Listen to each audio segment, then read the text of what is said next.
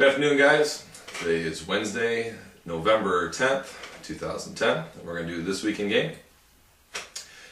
Wynn Resorts disclosed that Andrew Pascal resigned as president of Wynn Las Vegas. He was replaced by Marilyn Wynn Spiegel, who is leaving Harrah's after 20 years.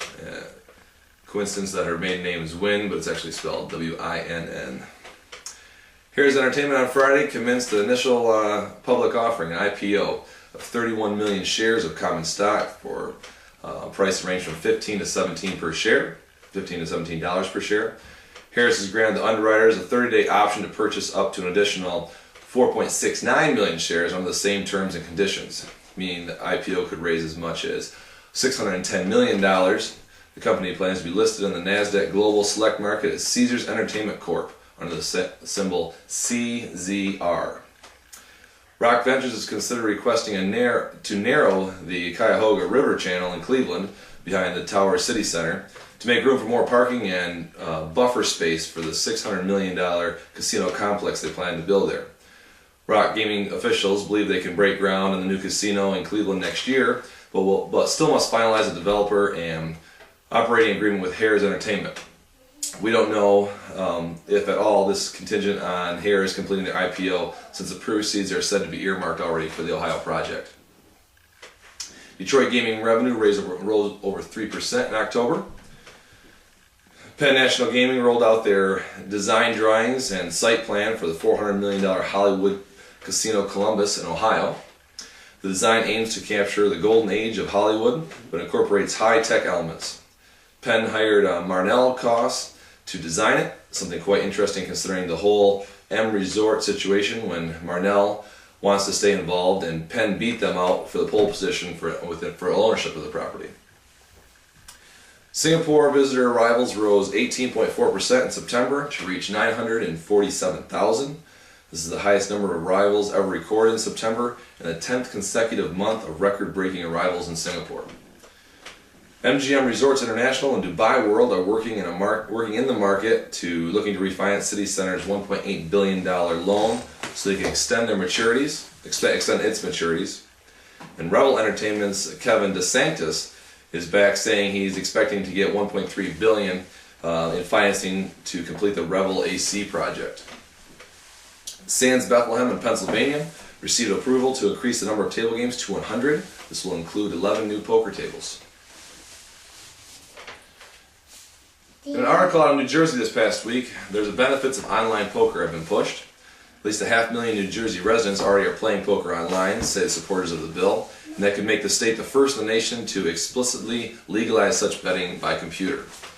Under the bill, sponsored by State Senator Ray Liznick, he's a Democrat, and poker, baccarat, and other classic casino games will be played by New Jerseyans while the within the state borders, with New Jersey collecting 20% of the annual gross gaming revenue for more than double what Atlantic City casinos take. Lobbyists for the online poker bill said the state is experiencing a perfect storm, an economic recession coupled with struggling horse racing and Atlantic City casinos struggling as well. All three issues could be addressed by allowing online casino gambling, he says. A portion of the proceeds would go to the state treasury, another portion could subsidize horse racing, and casinos could also benefit as well. I won't give my opinion on this, but we'll talk about this in class. A casino near Gaylord stirred up some legal concerns. Gaylord, Michigan. Regulators and state officials say the Bay Mills Indian community opened the Bay Mills Casino Resort in the village of Vanderbilt last week without going through the normal approval channels, such as a compact, etc., like we talked about. With just 38 slot machines at a small-time operation, but if the tribe can successfully argue that the legal cause to operate, it could open the floodgates for more casinos in the state and more competition for their revenue. The tribe hasn't spelled out its legal theory, but it is suspected that the tribe will try to argue that because the property was purchased with money from a land claim settlement, it becomes Indian land eligible for gaming. There was an article in the Detroit News this past week about Greektown Casino's failure and its haunting of the Chippewa Indian tribe.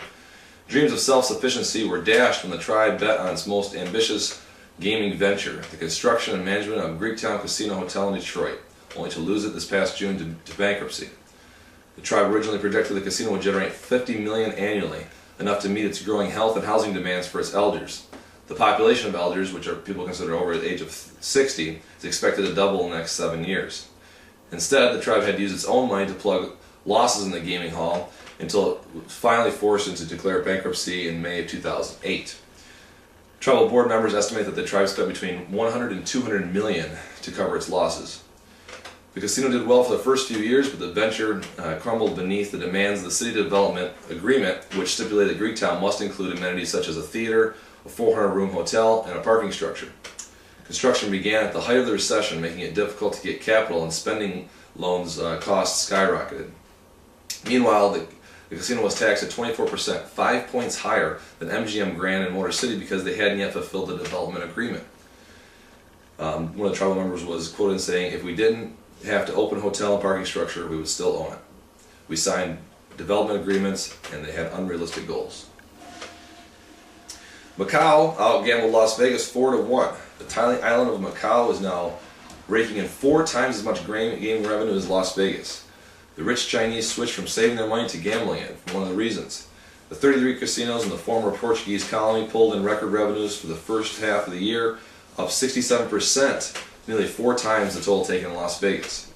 With Chinese inflation due to hit 4% this month, and with bank savings rates only at 2.5%, more and more high rollers are choosing to gamble their money rather than watch the value of their savings be eaten away. Okay, that's it, guys. And we're going to have a 5-question quiz. Next week we're going to wrap up theoretical win and loss, and we're going to move on from there probably into marketing. But now we're going to have a 5-question quiz. If you have any questions about the things we covered, like I said, it was a very important topic, and we're going to go over it again on Monday. Hope you guys all have a safe weekend, and I'll see you all on Monday. Thank you.